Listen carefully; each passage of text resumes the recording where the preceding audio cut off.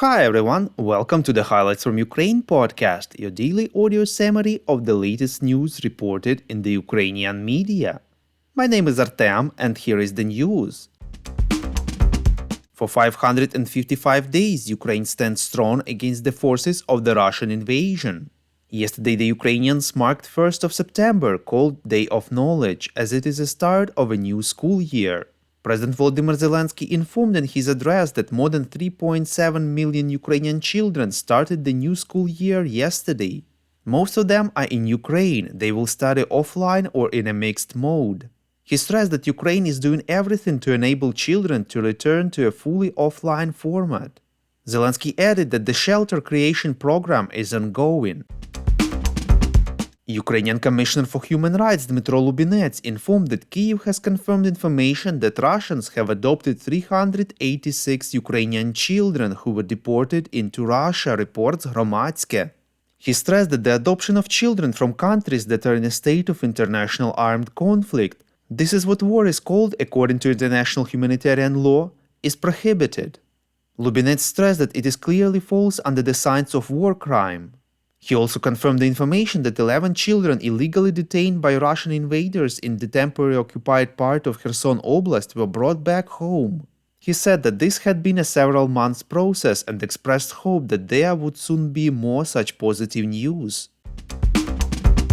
U.S. National Security Council Strategic Communications Coordinator John Kirby said that Ukrainian forces have made significant progress against Russian forces in their counteroffensive in southern Ukraine in recent days, reports European Pravda.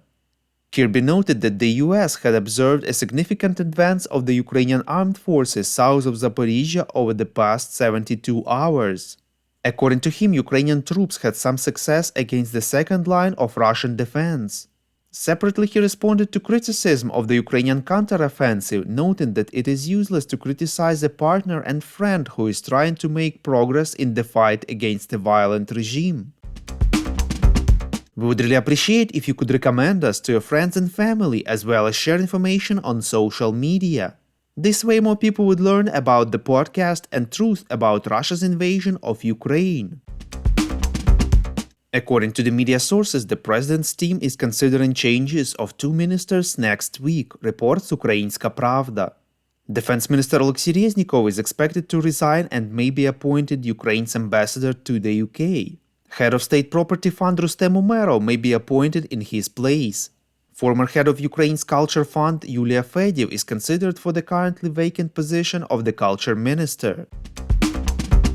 Oleksiy Danilov, Secretary of Ukraine's National Security and Defense Council, suggested that the names of medics who falsified documents confirming unfitness for military service and those of the draft dodgers who obtained such documents are to be made public, reports LBUA. He said that all decisions on disability and unfitness for military service that have been made by military medical boards since 24th of February 2022 and may be related to corruption violations are to be checked. Thank you for listening to the Highlights from Ukraine podcast. We're a commercial initiative of just 2 people and we need your help to grow. Share information about the podcast, rate us in the app, subscribe to our Patreon. With your support, we are getting better. We call on you to demand from governments of your countries to impose the toughest sanctions possible on Russia and its citizens to stop their invasion of Ukraine.